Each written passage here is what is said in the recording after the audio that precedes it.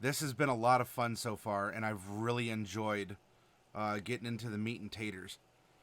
So for your convenience, this is up on the screen. Solid book. Now, you might say that I'm biased because, hey, yeah, you own a store, you sell these. That's a fair presumption. I could just be shilling for Wizards of the Coast, but I am not in this instance. I'm coming into this blind. I've never experienced Acquisitions Incorporated as a podcast or a stream or anything more than maybe references in the Penny Arcade comic now and again, as I'm not a constant reader of it.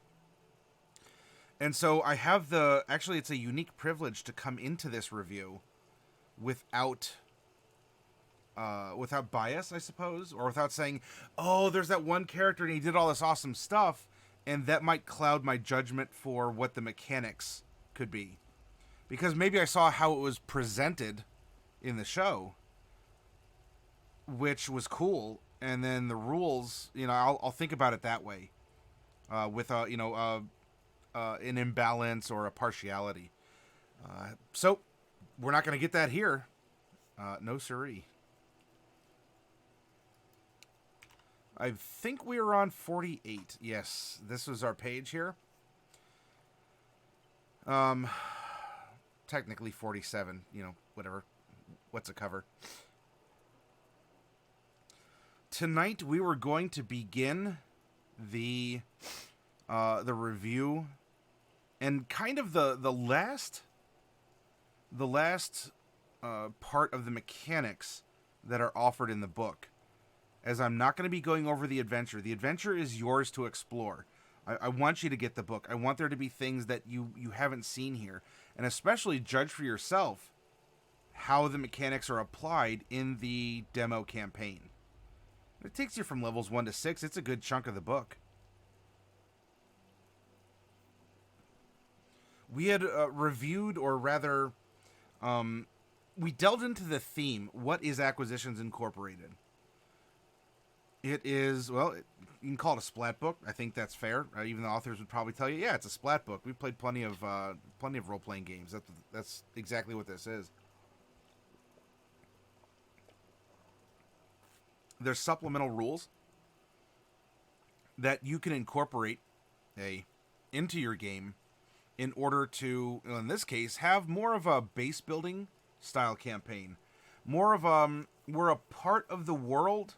Not that we can't save it, but we're base building, we're investing, we're growing a team. We're not just adventurers, we're also business people. And you can have a lot of office politicking and humor, even sort of like corporate cynicism, if you wanted, some tongue-in-cheek, the interns, I guess we'll get around to paying them eventually. Or you could run a tight ship and actually everyone's paid on time and all your stuff is upkept. And you can run it that way as well. As this was made by the folks over at Penny Arcade, you can tell there is a lot of humor, and it is presented to be a list of things to consider. Here are some options, and if you want to quantify these things in your world, this is how we suggest doing it. Do you have to go exactly by the book? No. And the book even tells you several points throughout. Use your imagination. Just have fun with it. It encourages group storytelling. It encourages communication. It takes meta roles that often we find ourselves saddled with, ? And makes it into a part of the game where you're also receiving rewards and benefits for performing the job of accounting, right? You're keeping track of party treasure. You're keeping track of all the people you've met. You're keeping track of, who killed the bad guy or who spared the bad guy.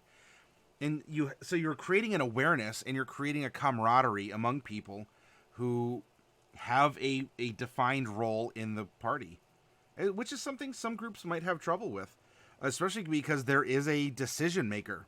There is an inbuilt leader who says, this is what we're doing. Could listen to the other party members, but says, this is what we're doing.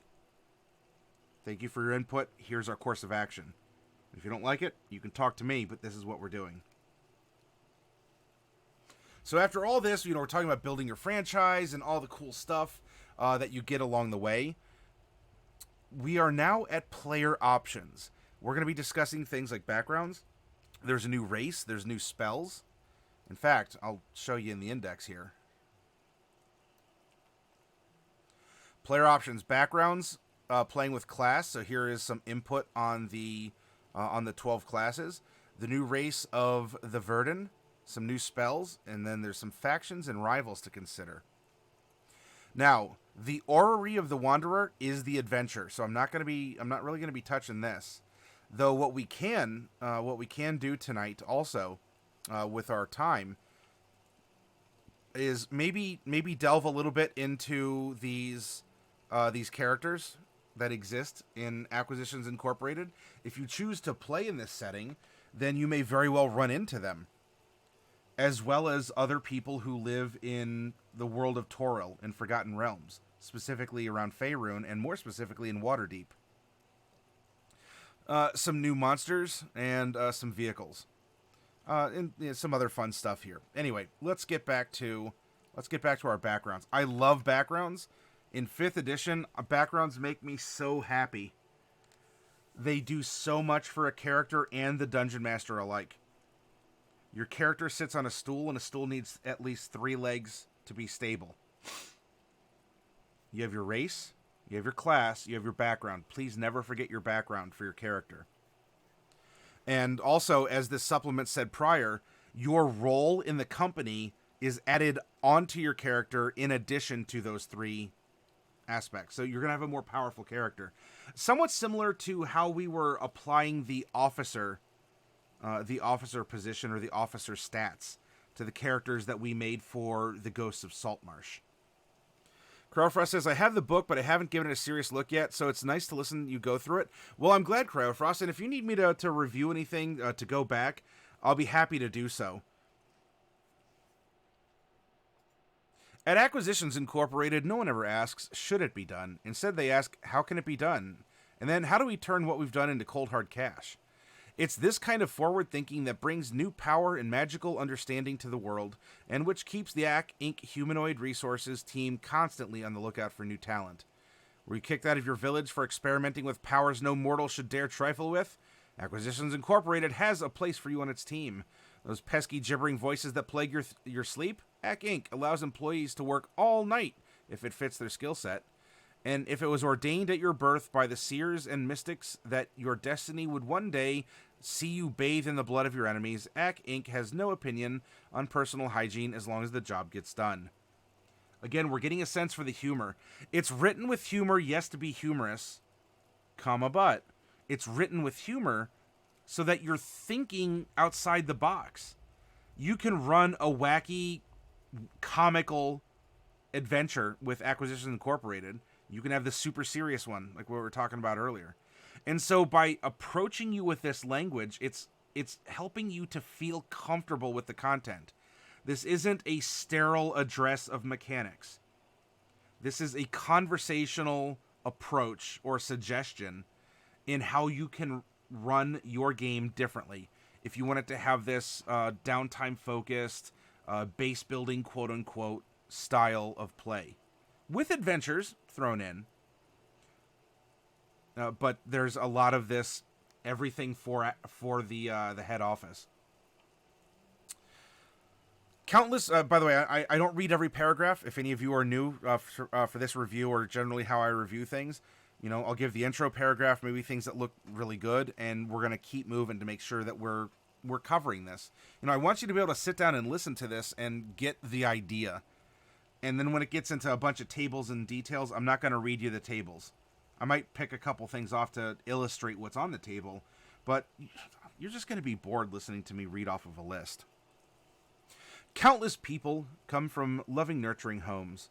Through hard work, clean living, and wise decisions, they excel at what they do.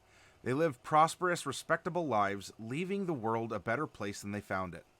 And you're not one of them. Somewhere along the way, something went wrong. Maybe it was bad luck. Circumstances might have conspired to put you in an impossible situation. You could have Lady Fate's disfavor, or you might be an incredible jackass. But whatever your circumstances, you are now entering a new phase of your life. The learning potential of an Acquisitions Incorporated franchise has given many wayward and lost souls a new lease on life. Those who scoffed at you or kicked you while you were down might soon be kissing up to you. And who knows, being an incredible jackass could work in your favor. All right, so here is the first of the AC Inc. custom backgrounds. The Celebrity Adventurer's Scion. Your family name strikes fear and admiration in the hearts of the common folk, but that's got nothing to do with you. Songs and stories celebrating the adventuring exploits of your famous parent are widely known. Kids across the land grew up wishing they were you, but being the child of a famous adventurer wasn't all hugs and kisses. You seldom saw your celebrity adventurer parent, and when they were around, it was all about them and the tales of slaying this demon or vanquishing that dragon. All too often, you'd be woken out of a sound sleep by someone standing outside your home, screaming about the latest threat to the town, the region, or a Zaworodo. In the end, all you have to show for your lineage is your name. Most of the family's money went for consumables, from potions of healing and scrolls, and spell scrolls to copious amounts of dwarven ale. And everyone expects you to swing a sword or sling spells like your famous forebear, making it doubly hard for you to prove yourself. So you get perception and performance as your skill proficiencies, and I suppose that makes sense, right? You have to, if you're not living up to the hype, you at least have to pretend to. You know, you gotta learn the pose, you gotta learn the trademark parent, stance or the salute. And perception, well, you're keeping your eyes open, right? You have to. There's fans lurking everywhere, or you're also searching for opportunities. Tool proficiencies, disguise kit. I think that plays into the theme.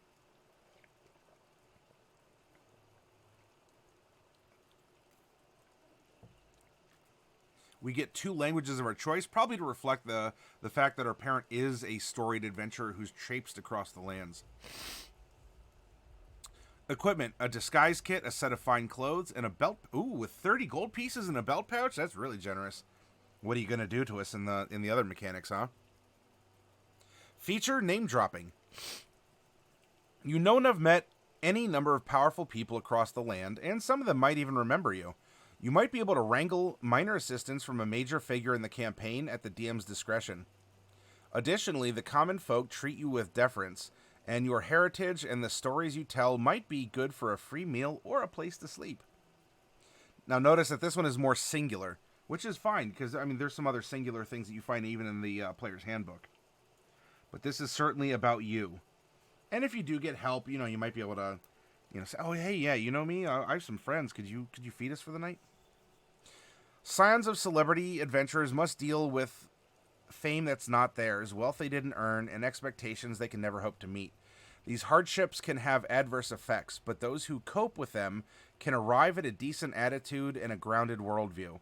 Those who fail become bitter or worse.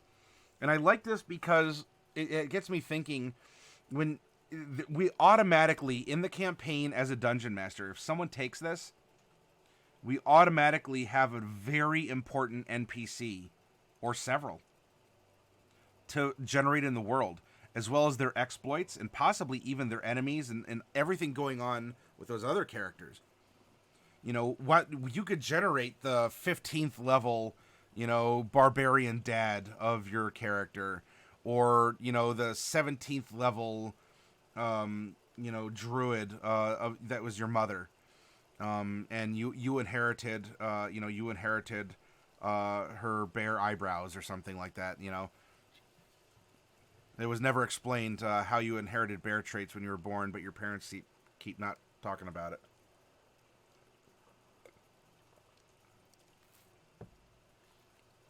Couple personality traits. Again, I'm not going to read the entire list. It's up on the screen. You can read it. You could pause if you really wanted to and catch up later. Hey, Refry, welcome. And hey, Shlomo. Shlomo, no, you don't feed your friends. Welcome, everyone.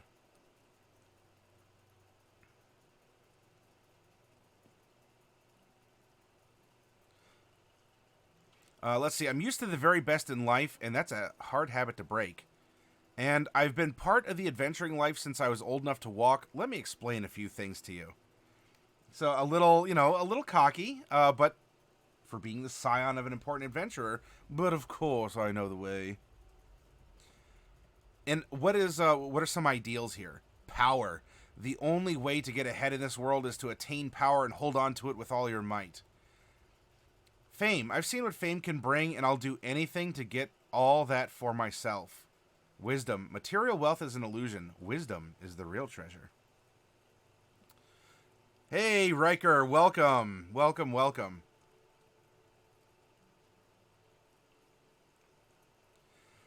A couple bonds here. Despite their absences, my famous parent was kind and generous. I love them and want to make them proud. My parent once brought a cursed magic item home. It is my obsession. Bonds are so good because they generate world for your dungeon master. If you go back and read these, what was the generosity? What was expressed? Was it a gift, a material gift? Was it a foundation set up in your name? Did they take you to an important place on a vacation? Did they save you when the city was under attack? My parent once brought a cursed magic item home. It sounds like it's still at the house. It might even be on you, because you stole it. A flaw? You. Fetch my cloak, and maybe rub my feet for a while. You don't know what I'm going through, and you never can. So kind of the teenage, kind of the angst. You have no idea. Well, talk to me about it. I can't. But you have no idea. Do you want me to have an idea? You never can. Why do you keep saying it then? Why are you reminding me of something then I could never address? So edgy. Now, if you don't want to be the scion of a famous adventurer, or a celebrity adventurer, you could instead be a failed merchant. Now, not a good merchant, or a guild, guild artisan like you find in the player's handbook. This happens. If you own a business, this happens. Maybe you come from a long line of merchants. Perhaps you were an entrepreneur. Regardless, your ventures ended poorly, whether it was because of outside influences, bad luck, or simply because your business acumen was weak. You lost everything. With failure, however, comes experience. You're free of that old life, having made some connections and learned your lessons. Prepared to pursue the life of an adventurer, your insight into the world of commerce brought you into the sphere of Acquisitions Incorporated, and a franchise just might be in your future. Investigation and persuasion? Well, investigation would make sense off the cuff to me. If you're used to looking over books or organizing inventories or piecing things together, that's investigation. And persuasion, please, loan me money. Please buy my product, etc. and so forth. One type of artisan's tools makes sense. You have a nice long list in the player's handbook. Any language of your choice. One set of artisan's tools, a merchant's scale, a set of fine clothies, and a belt pouch containing 10 gapuz. Perfect for low wisdom characters. Do you have this supplement, Shlomo? Have you taken a look at this at all? Our feature is supply chain. From your time as a merchant, you retain connections with wholesalers, suppliers, and other merchants and entrepreneurs. You can call upon these connections when looking for items or information. It's what, 2 sentences. It's a small paragraph. You say, well, how is that going to come in handy compared to the Outlander being able to feed 5-6 people on the grains and frogs and water that we find in the wilderness? That seems like a very handy thing. This is it's wonderful and broad, but it also doesn't necessarily get to be abused because these are NPCs that you may know. But are they going to step up? What do they owe you? You are a failed merchant. You might actually owe some of them. Now, they'll help you after the debt is paid. Still, look, wholesalers, suppliers, and other merchants and entrepreneurs. So when you're looking for stuff, look, businesses talk, especially small businesses in a downtown area. I often like to joke that I was or am the shadow prime minister of town, because I know so much that's going on. Because I talk to other business people. I talk to people in, you know, in different positions here and there. You know, people who are in the service industry, people in management, people in factories, people, you know, all around. You know, there's I can go to a lot of places in town and say, "Hey, it's good to see you." How's that new deck going? Or, "Oh, I just saw that you put a fresh coat of paint on your 40K figures. What's going on? You know, are you having fun pushing plastic?" And so in return, you know, I get to hear things here and there about what's happening, and you can learn a lot of stuff. And depending on your scruples, you could abuse it. Suggested characteristics. What are some personality traits? I was cutting corners and breaking deals to maximize profit. That's why I failed. And as this is a personality trait, this is, look, it's reflective. I understand that's why I failed. At the same time, are you still doing it? Yeah, this is a good roleplay prompt.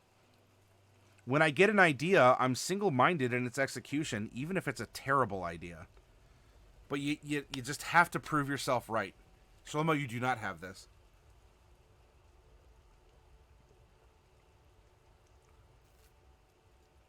By the way, Shlomo, are you still going through Tomb of Annihilation? That was the one that you were going through, right? Or were you playing Dragon Heist? I forget which story you're going through.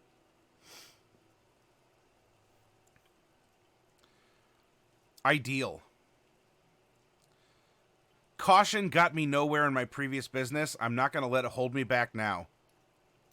It's a chaotic ideal. Like, it says it's chaotic. It definitely bends towards that. Ultimately, you could put that on a lawful good character, and it could still work. Redemption. Too many people consider me a failure, so I need to prove them wrong. This ideal now has generated at least one, if not several, other NPCs that could even be in addition to what you get in the supply chain feature. This is so rich in world building and storytelling intrinsically by just making a character. As a dungeon master, this is a really cool supplement for a lot of these reasons. TOA is finished. We played Dragon Heist, and now we're somewhat start the dungeon. Oh, okay, it's Dungeon of the Mad Mage now. And that goes from one to the next. Is it an easy transition, Shlomo? Like, were you able to maintain your resources from one and carry them into the next? Couple bonds. Although my business failed, the people of my community were kind to me. I'll do everything in my power to protect them. My former business partner fell ill, and then our business failed. Part of my new venture involves earning enough to take care of their family. Oh, that's a cool bond. It was for us. Some NPCs are the same, and our home is in Waterdeep. Okay. Did you need a time jump? Something like 2 years later, after the conclusion, we find our heroes, etc., etc., etc. Or is this Dragon Heist ends, you wake up the next day, and Mad Mage begins because there's a knock on your door, or a carrier pigeon brought you a mysterious something or another? What are some flaws for a failed merchant? I must have the best of everything, like right now. You have to have the best of everything, and you need it now. I failed, but I'm awesome. So when anyone else is successful, it must be because of nepotism, dishonesty, or dumb luck. You can have that cynicism.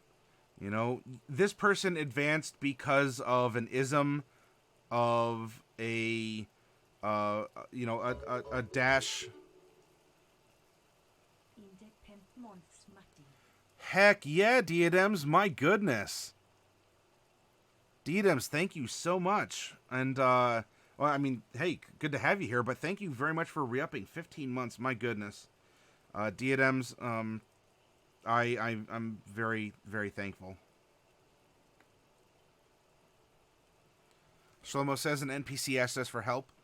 Okay, so that does seem like that was a smooth transition. Oh, that's right, 10 days. Right, because they use 10 days. So, yep, got it. So, yeah, a little bit of turnaround time. It wasn't, everyone aged 10 years before, a ghost from their past came knocking at their door on a dark and stormy night. Ah!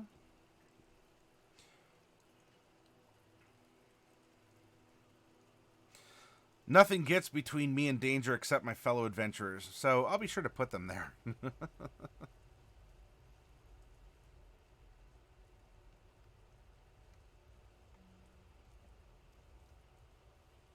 The Gambler. All you need to make a lot of gold is a little gold. Except at those times when all you need to have no gold at all is a little gold.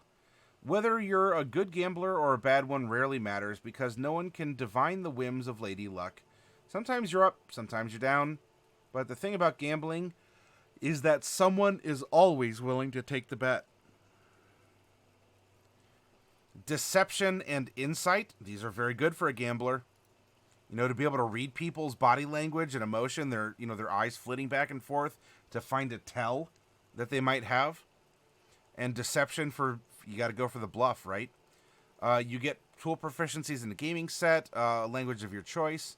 One gaming set, a lucky charm, a set of fine clothies, and a belt pouch with 15 gold. The featured never tell me the odds. Where did I hear that before? Odds and probability are your bread and butter.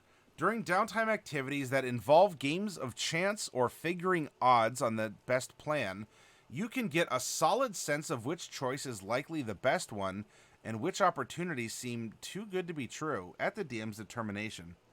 All right, so this is one that lets you speak to the DM and provides a mechanical bridge for better decision making, at least in what the party considers to be good.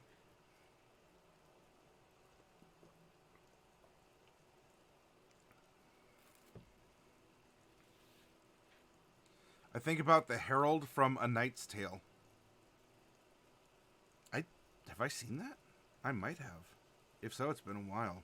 But unfortunately, it's not immediately coming to head, Shlomo. Or to mind.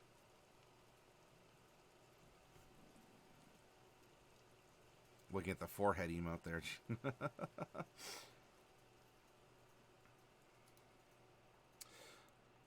Some personality traits of the Gambler.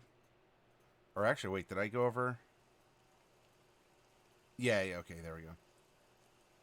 So this is, this is kind of like the common sense trait in World of Darkness, like particularly Vampire.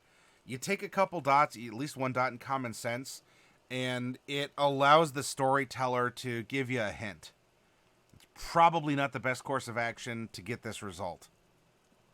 Or, well, you've heard about this before, and they usually end up being traps.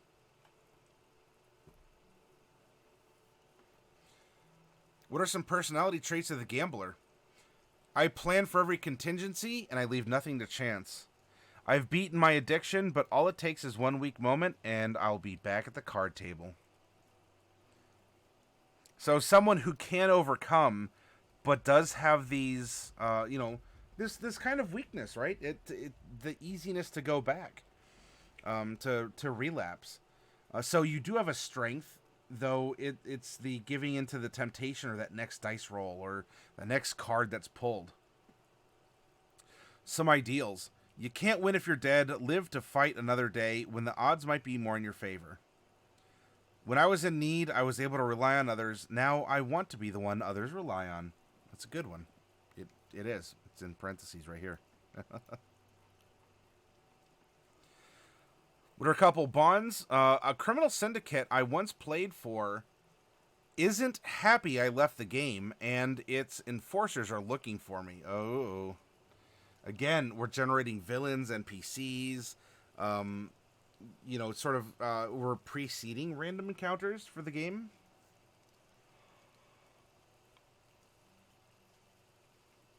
Urchins once helped me find marks for my games. Now I'm driven to help them escape the streets. Oh, so, you donate to the orphanage, or you hope to take one in and, train him or her. Now, what are some flaws? You can loan me a little, right? I've got a sure thing. I'll double your money, guaranteed. I save my sympathy for my friends, and I have no friends. I don't know when to quit, especially when everyone else is telling me to.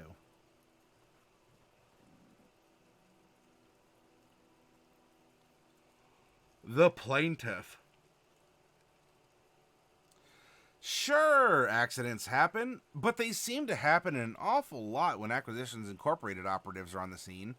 Naturally, nothing ever happens when there are no witnesses left behind, but sometimes one casualty is left a little less than dead, just waiting to discover what a lucky break that accident actually was.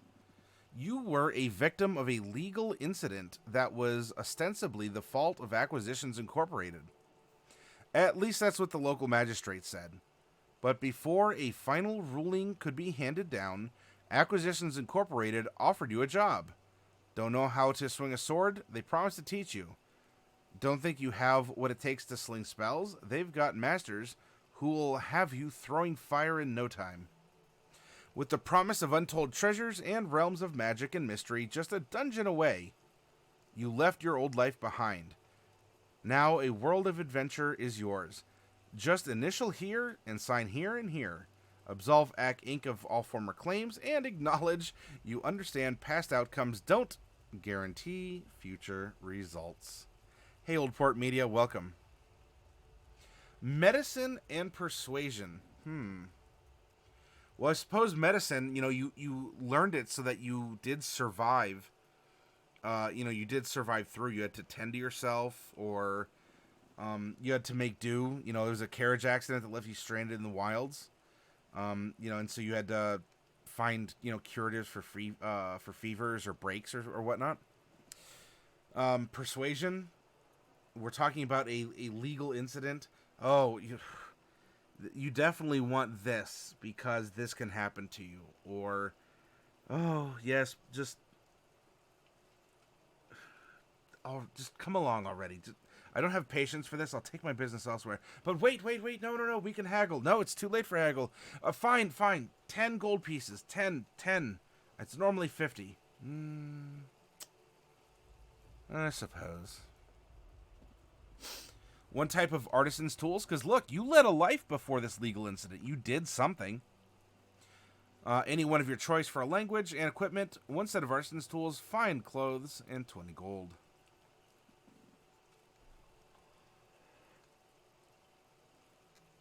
Your feature is legalese. Here, let's see if I have maybe there we go. Your experience with your legal system, or with your local legal system, has given you a firm knowledge of the ins and outs of that system.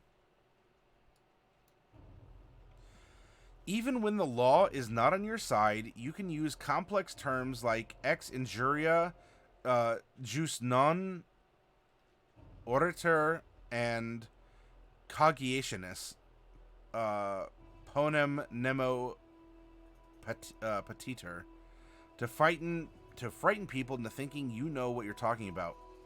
With common folks who don't know any better, you might be able to intimidate or deceive to get favors or special treatment. Hey, Fallon!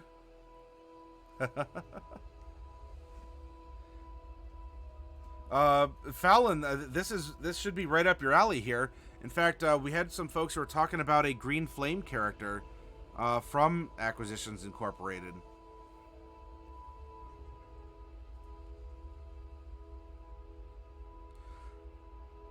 Some characteristics. That's the one.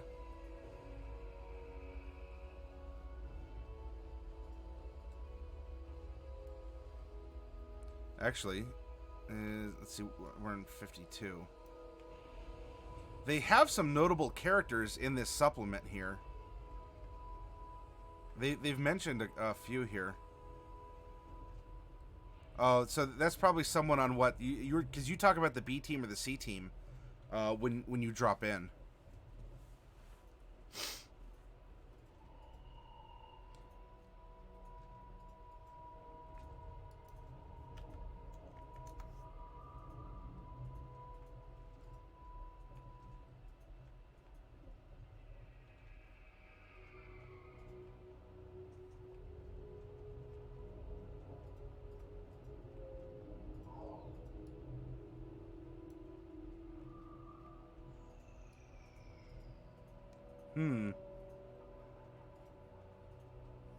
Well, I wonder why Penny's not in there then. Unless I somehow passed over. Well, still. Probably mentioned somewhere in here. Looks like you see some characters that you, looks like you saw some characters that you might have recognized.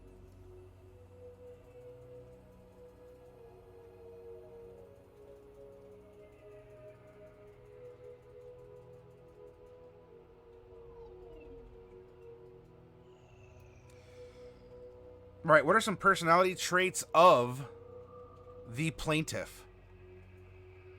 Never pass up the opportunity to make an easy bit of coin. That's my motto. I've always tried to make the best of a bad situation.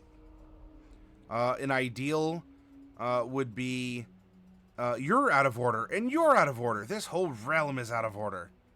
And everyone I see is getting theirs, so I'm surely going to get mine. You're very selfish, right? Greedy. A bond? The only bond that matters is the one holding my money pouch to my belt. Others hurt in the same accident that hurt me are my new family.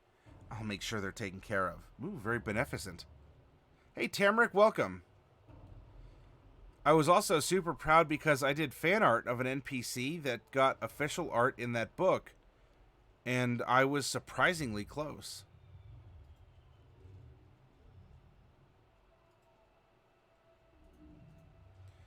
Surprisingly close that they chose your drawing to put in, or you drew something that looked remarkably like the art that was then chosen to be put in.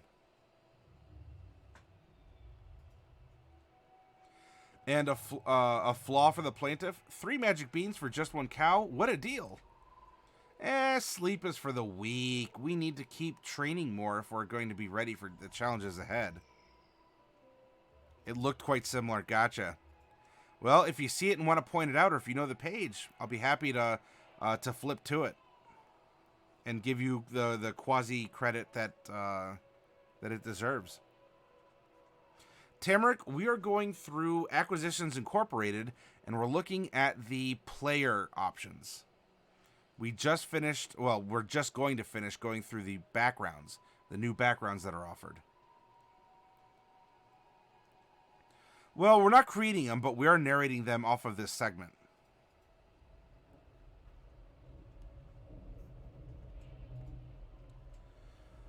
You could also be the rival intern. You are an intern at a rival Acquisitions Incorporated, and you gained a healthy respect for not just the job and the franchising opportunities, but for the ruthless and efficient way Acquisitions Incorporated goes about its business. Why deal with the rest when you can work for the best? Perhaps the rival did not treat you as well as you were hoping. Or you washed out of that organization. Maybe you hope to leverage the knowledge you gained there for an advantage at Acquisitions Incorporated. Either way, you're now bringing your talents to the company, ready to put your skills to use. It is, yeah. It's newer. It came out last month, I want to say, Tamrick. So there's not been a lot of time to play with the contents that are here. But it is a very nice book with a lot of green on the cover, as you can see.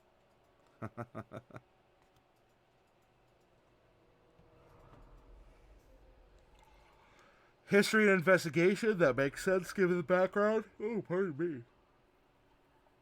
1 type of artisan's tools and 1 language of our choice.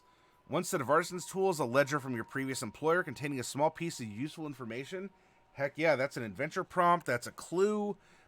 It could end up being a magic item, or the key to winning if you hang on to it long enough.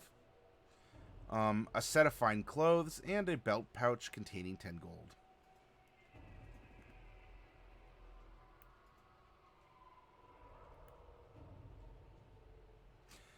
Your feature is an inside informant. You have connections to your previous employer or other groups you dealt with during your previous employment. You can communicate with your contacts, gaining information at the DM's discretion. Hey, Pouty Lips.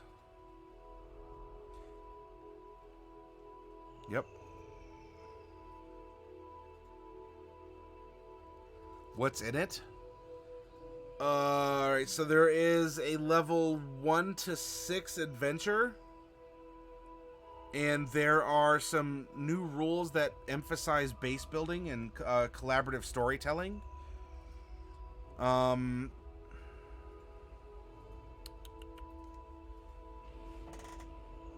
We're looking at player options, so we're looking at backgrounds, and we're just now going to be tickling into this playing with class segment that will determine, like, so what is an Acquisitions Incorporated Barbarian like?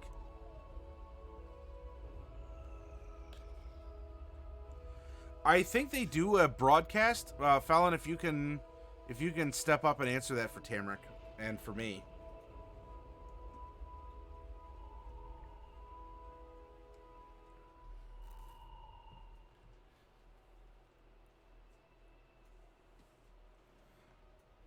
What are 2 personality traits?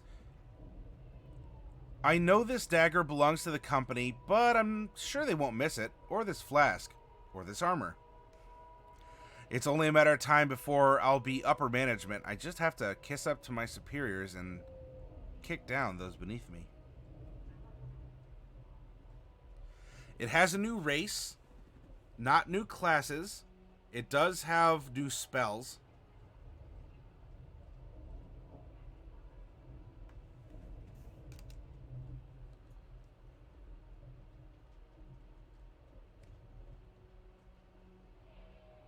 It is on the official races page on the D&D Beyond. In ideal, justice. I can't stand people being treated unjustly. I do whatever it takes to stop injustice and those who flout the law.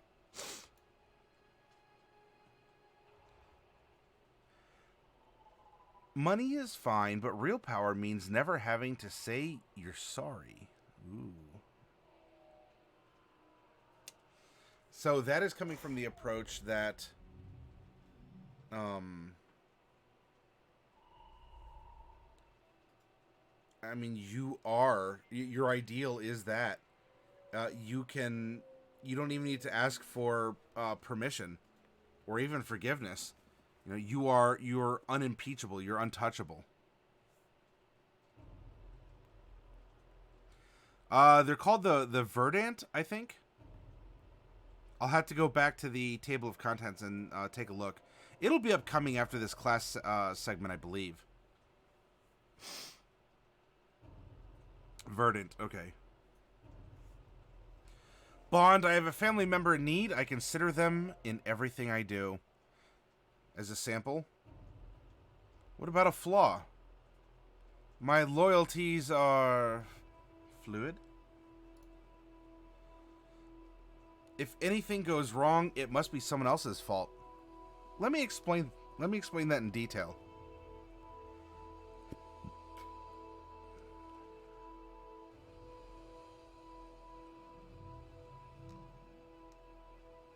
Our superiors might not like what you're doing. I'm going to have to put that in my report.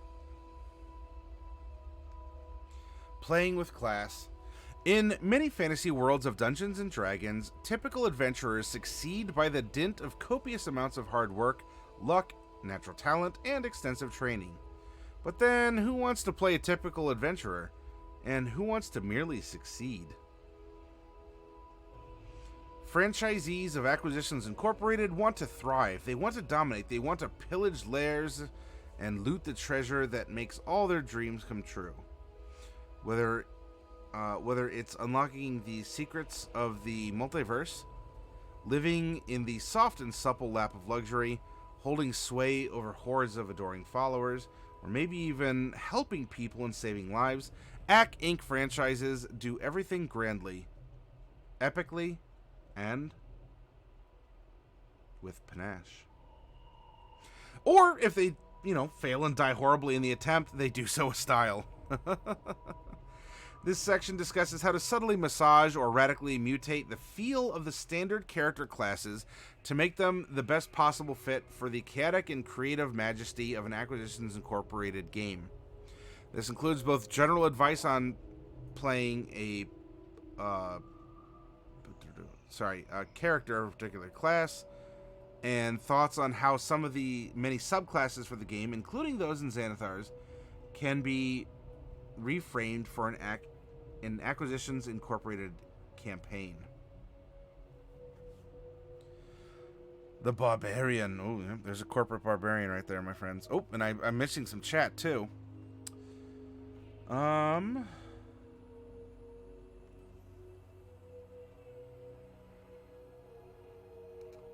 live game show that was DM'd by Chris Perkins and played by the Penny Arcade founders and others.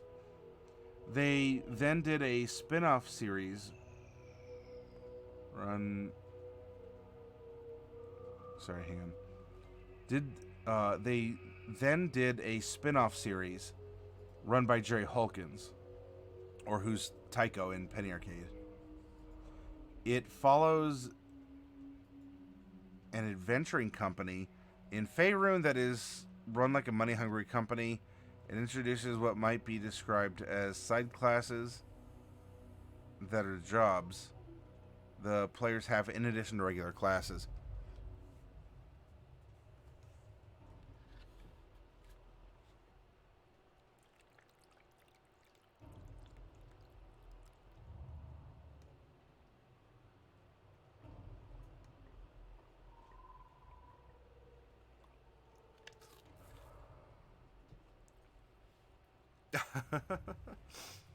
We have Conan the Librarian here.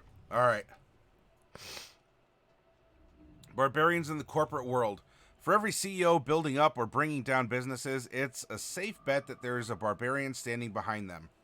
Often literally, with a large weapon in hand and waiting for the order to go out and remove vital organs from another CEO.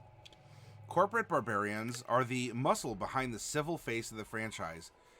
It's not that they enjoy losing their composure and having to make other people's nice clothes all bloody, but some circumstances require carefully applied martial force. And others require the same thing, but with a lot less care.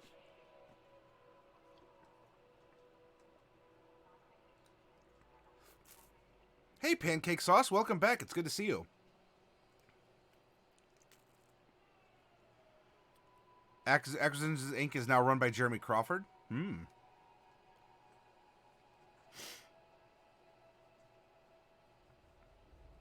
You miss Chris Perkins? The main game is run by Jeremy Crawford. The weekly C Team spinoff is run by Jerry Holkins. So what's with the B Team then? Sending a clear message. As a barbarian in an Acquisitions Incorporated campaign, you're not all about killing. Maiming and disfigurement are also a big part of the job. Permanently eliminating someone who owes your franchise money or who double-crossed you on a deal sends a short, clear message. But leaving them hobbling when they walk or incapable of eating without a team of specialists sends a glorious, evocative poem, the kind of violent sonnet that resonates not just with the recipient, but with the bystander as well.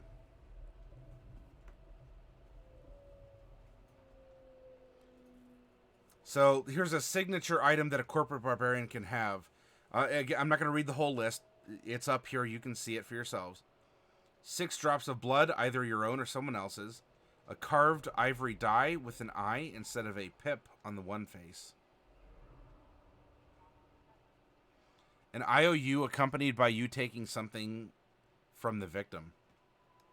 Style Mix the Raider. Your savage kin of the wilds sport tattoos to celebrate their connection with their tribes or ancestors.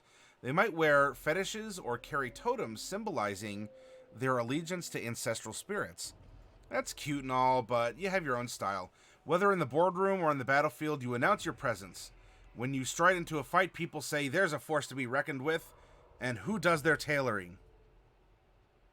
B Team is an in-universe group that are the rivals to the C Team, more or less. Oh, NPCs. Okay. So what is your barbarian style? A hand-woven turban from a master tailor of Kalimshan.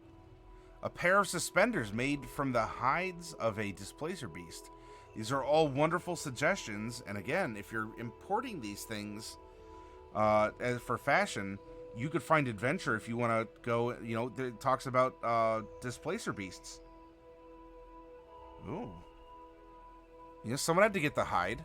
What if you run out? What if your suspenders break and that's all you wear? You better go out and get those displacer beasts.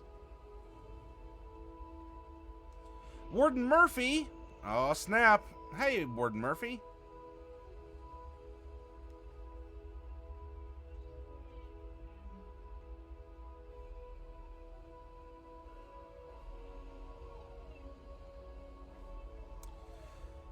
Alright, so in addition to a number of subclasses from the player's handbook, this section makes reference to the following subclasses from Xanathar's Guide to Everything as well. So, you know, do you have to have Xanathars for a lot of this? Not necessarily. For details and more, yeah, it's a good reference book, and they can lean on each other in that regard.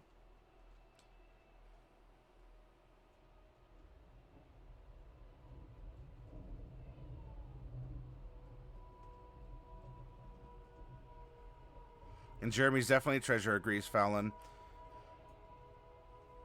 And I like the Doctor Who analogy, pancake sauce. Acquisitions Incorporated barbarians walk a different path than their kin of the wildlands, or more precisely, they walk familiar paths in unique and novel ways. Rather than calling upon the spirits of your ancestors, you are in communion with the franchise executives and corporate raiders who have traveled your path before. These paragons of commerce still exist in the spirit world, bemoaning their losses and looking to balance their debts in the afterlife by providing guidance to the others.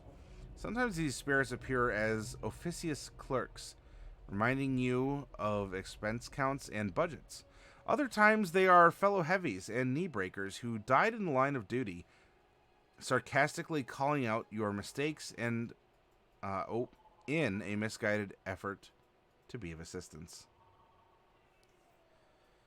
So here are some examples that you can use. Do you have to have this, you know, these ones exactly for rolling a barb? No, but it gets you thinking. A half-orc enforcer called Joey Plantain, missing his right arm. A grumpy dwarf carriage driver nicknamed Bolt, etc. For Path of the Totem Warrior, unlike your wilder cousins, your connection with the spirit world is a little less woodsy and a little more civilized. So we have some urban replacements. We have an Audiog and a giant spider, a crow, flying snake, and a giant rat or giant fire beetle instead.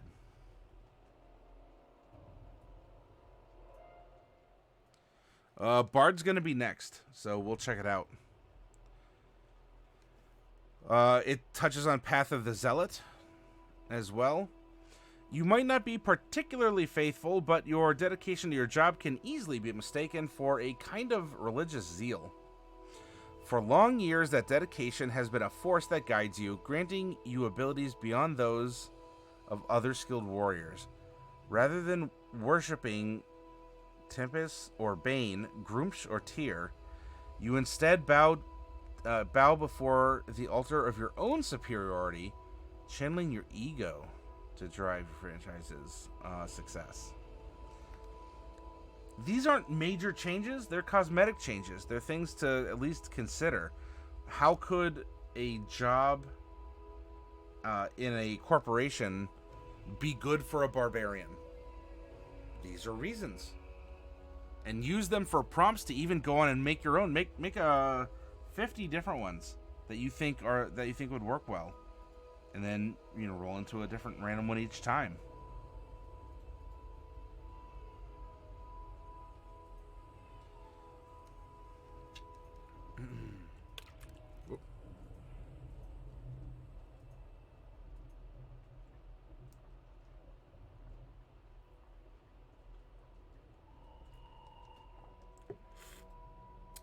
Spilled a little beverage.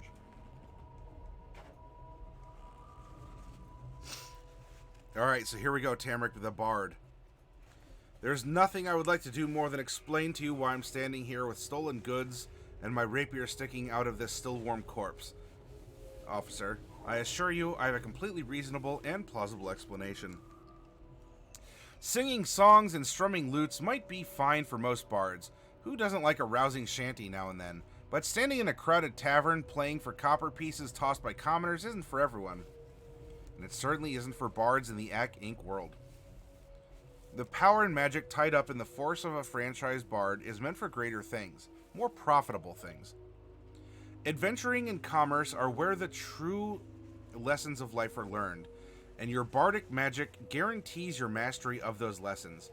Your love of music has shown you that the world of commerce is a finely tuned instrument in its own right, and you're just there to pluck it. Yeah, it splashed in my container. Well, it splashed out of the container.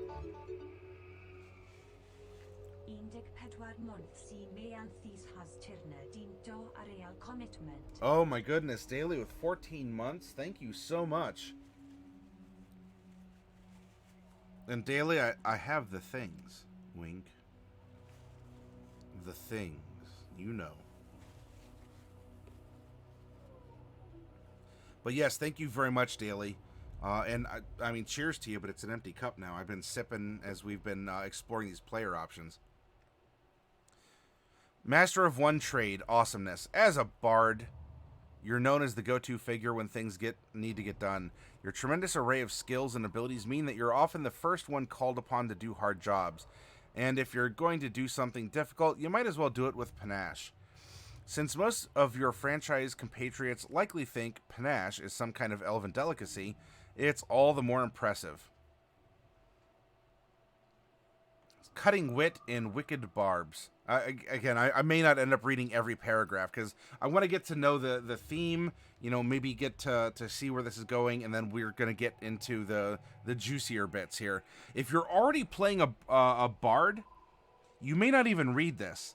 Now, I could recommend it because this is putting the concept of a bard in through a filter of Acquisitions Incorporated. So what is an Ak Inc. bard? Not just a bard is presented in the PHB or in memes on the internet.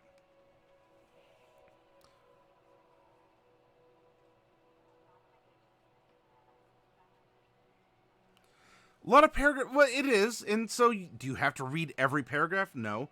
If you already know, look, it's my character. I don't need Ak Inc. to tell me what a bard is.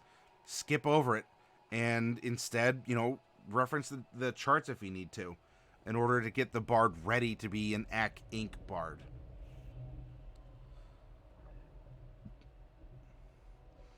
When others pick on you for being a bard, you need only remind them that you and you alone have the power to insult creatures to death.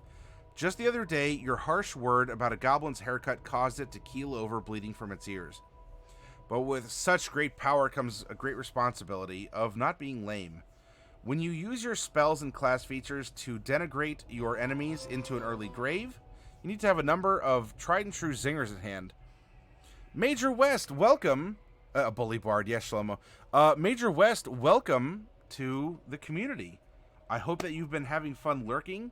Or, I don't know how long you've been here, but you're welcome to sit back and continue to enjoy.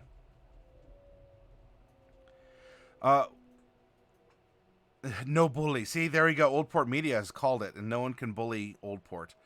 When you use your spells and class features to denigrate your enemies into an early grave, you need to have a number of tried and true zingers at hand to add the perfect insult to the ultimate injury. Now, there's no changing the mechanics. This is getting you into the theme of Ak Inc. So, for example, did you wake up in a troglodyte den this morning, or is that how you normally smell? I can see you, but where's the dragon that pooped you out? You don't know a beholder from a gas spore. Some of this is sort of like in-jokes within D&D groups anyway. I've seen better looking faces on a gibbering mouther.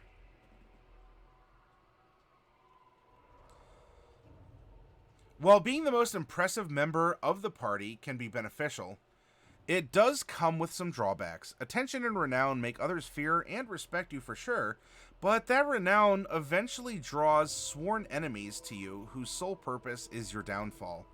And no matter how fast you eliminate or convert one of those enemies, it's only a matter of time before another one takes their place. Some notable enemies. A former master bard who sings, or whose songs you stole and knowledge you plundered. Uh-oh. Shame on you. A leader of another adventuring party who blames you for their downfall. A moneylender who you inadvertently bankrupted. Oof.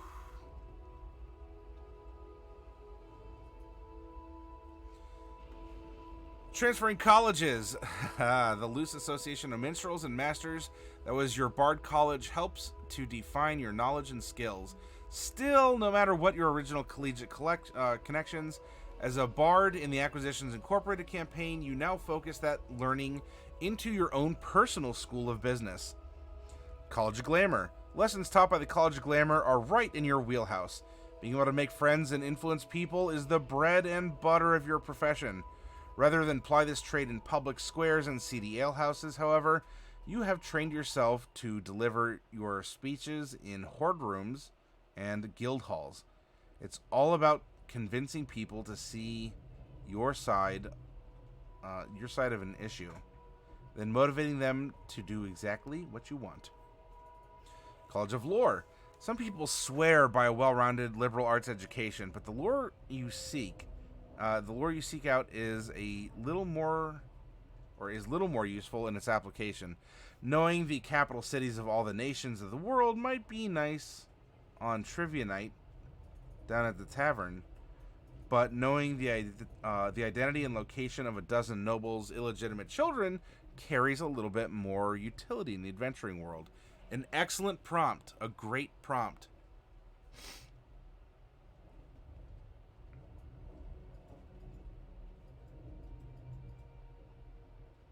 Too real. All right, let's look at Cleric, and then I want to get up and stretch and take a quick break, and we'll continue going through this filter of the standard classes as seen through AC Inc. And now that we have kind of the rhythm to this, I think you're delving into this. You get the humor, you get the kind of world that you're going to be exploring and building in.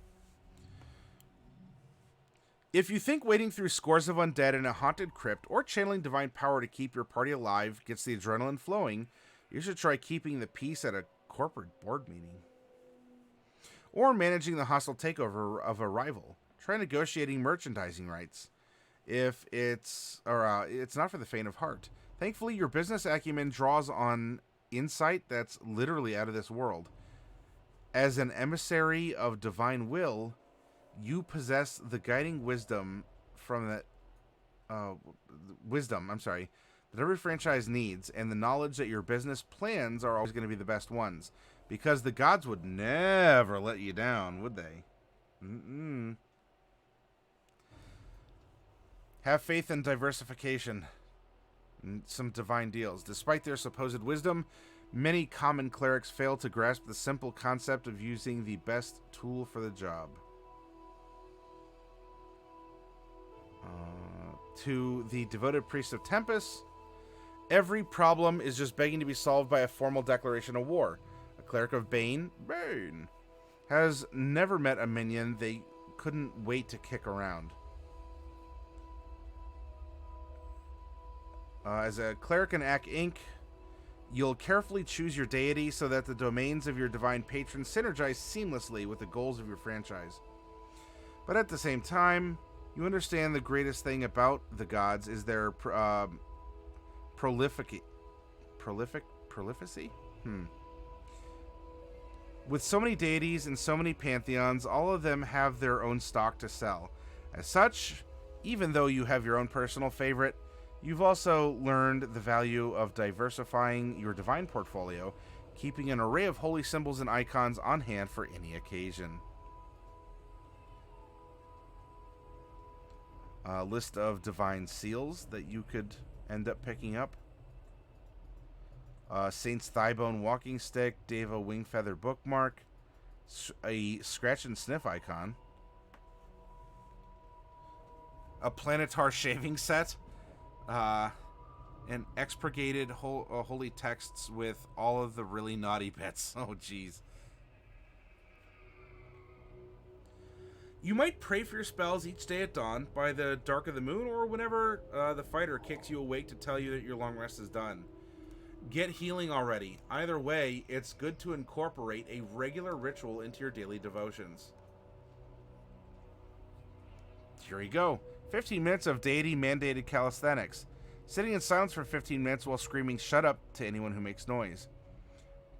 Practicing your battle forms and stance. Creating a new likeness of your deity out of whatever materials you have on hand. Oh, drinking a lot of wine. Sacramental, of course. Yeah, we got trees. We got scoils. We'll bless them all. The ways of faith. Every cleric has a uniquely personal connection to their deity. You are no exception. Though you like to think you can bring up your own special flair with relationships, and vice versa. Hey, gaming as usual, welcome. Welcome, welcome. The monk section nearly put you on the floor laughing. Well, I'll look forward to getting to that part.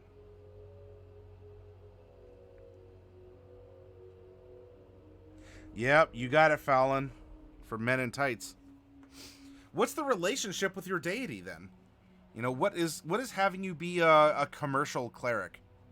You wonder often if you're worthy of your deity's gifts. Your deity gives you power, and you give them glory at any cost. You've got buyer's remorse, and you're wondering if this is really the deity for you. Good world-building prompts. Again, this is stuff that would end up going on your character sheet. And so, the Dungeon Master can do a lot with this as a prompt for your character. Hello, Physaris.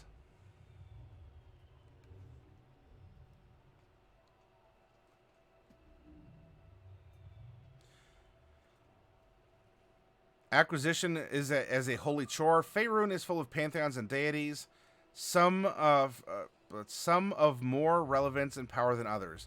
All those deities and servants can be found in an Acquisitions Incorporated campaign, but a few select gods, goddesses, and otherworldly powers might play a larger role.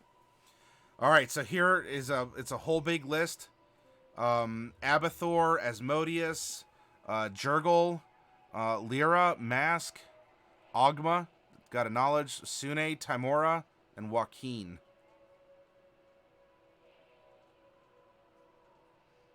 It's interesting seeing Asmodeus here, but yeah, you're making a deal with the devil. Very literally. The Lords of the Night and Hells are the original CEOs of some of the multiverse's most profitable mega corporations, and Asmodeus is their master.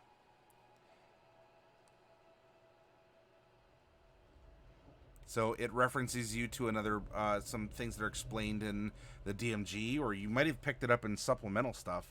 Asmodeus certainly has made an appearance in a series that I'm currently listening through called Brimstone Angels. Asmodeus is probably the most thematic. Yeah, old port.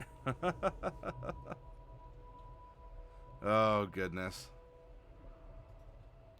All right, I'm going to get up and stretch my legs. I'm gonna get a snack, and we'll come back and pick up the player options here at Druid. All right? So I will see you all in just a little bit.